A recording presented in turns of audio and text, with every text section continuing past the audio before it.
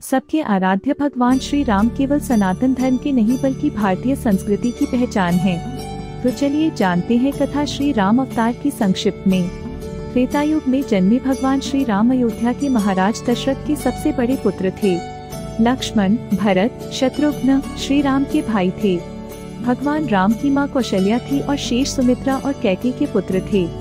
भगवान श्री राम का विवाह मिथिला नरेश राजा जनक की पुत्री सीता के साथ हुआ था।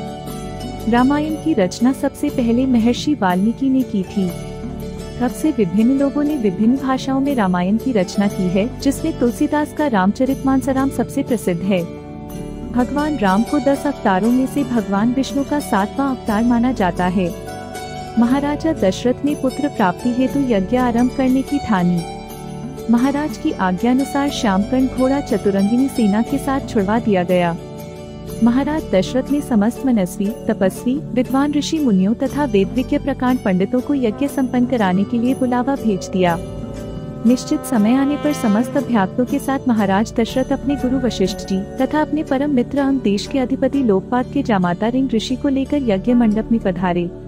इस प्रकार महान यज्ञ का विधिवत शुभारंभ किया गया। संपूर्ण वातावरण वेदों की ऋचाओं के उच्च स्वर में पाठ से गूंजने तथा समिधा की सुगंध से महकने लगा। समस्त पंडितों, ब्राह्मणों, ऋषियों आदि को यथोचित धन धान्य गौ आदि भेंट करके सादर विदा करने के साथ यज्ञ की समाप्ति हुई। राजा दशरथ ने यज्ञ के प्रसाद खीर को अपने महल में ले जाकर अपनी तीनों रानियों में वितरित कर दिया। प्रसाद ग्रहण करने के परिणाम स्वरूप तीनों रानियों ने गर्भ धारण किया। जब चैत्र मास की शुक्ल पक्ष की नवमी तिथि को पुनर्वसु नक्षत्र में सूर्य, मंगल, शनि, बृहस्पति तथा शुक्र अपने अपने उच्च स्थानों में विराजमान थे, कर्कलग का उदय होते ही महाराज दशरथ की बड़ी रानी कौशल्या के गर्भ से एक शिशु का जन्म हुआ, जो कि नीलवर्ण, चुंबकीय आकर्षण वाले, अत्यंत तेजोमय, परम कांतिवान तथा अत्यंत सुंदर था। उस शिशु को देखने वाले देखते रह जाते थे।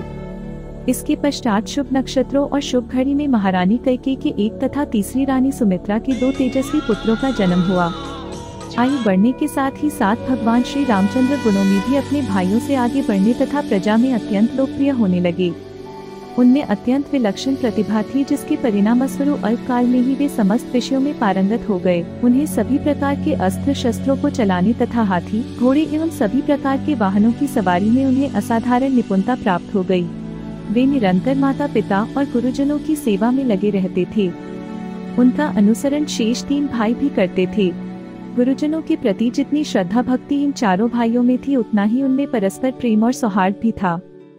महाराज दशरथ का हृदय अपने चारों पुत्रों को देखकर गर्व और आनंद से भर उठता था। राजा दशरथ की पत्नी कैकेयी ने छलपूर्वक राजा से 2 वर ले लिया, जिसमें राम को 14 वर्ष का वनवास और उनके पुत्र भरत को अयोध्या की राजगद्दी थी। राम अपनी मां का सम्मान करते हुए और अपने पिता के वचन का लाज रखते हुए वनवास जाने के लिए राजी हो गए। राम की धर्मपत्नी ने अपनी पतिव्रता धर्म निभाते हुए राम के साथ वन जाने को तैयार हो गई।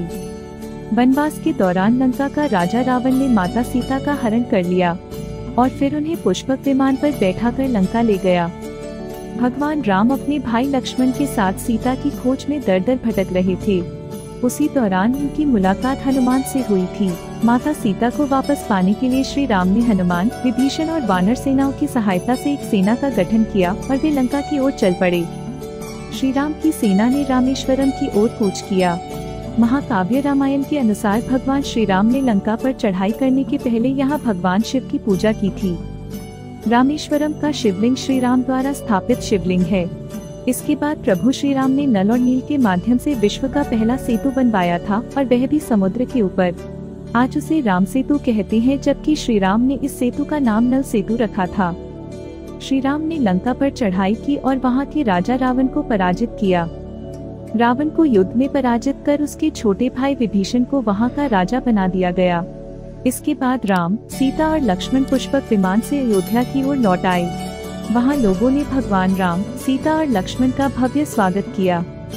भगवान राम की अयोध्या वापसी की खुशी में अयोध्या वासियों ने दीप जलाए थे। तब से दिवाली का त्योहार मनाया जाता है।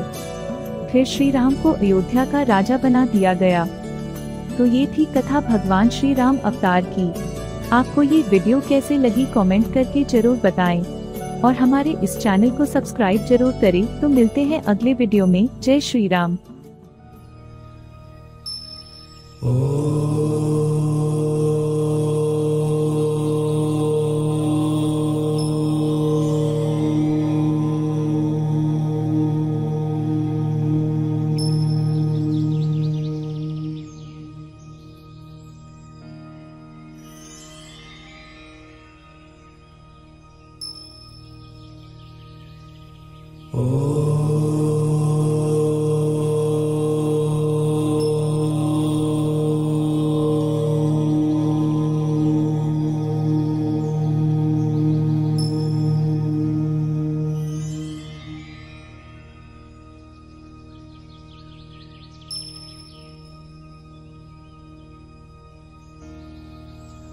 Oh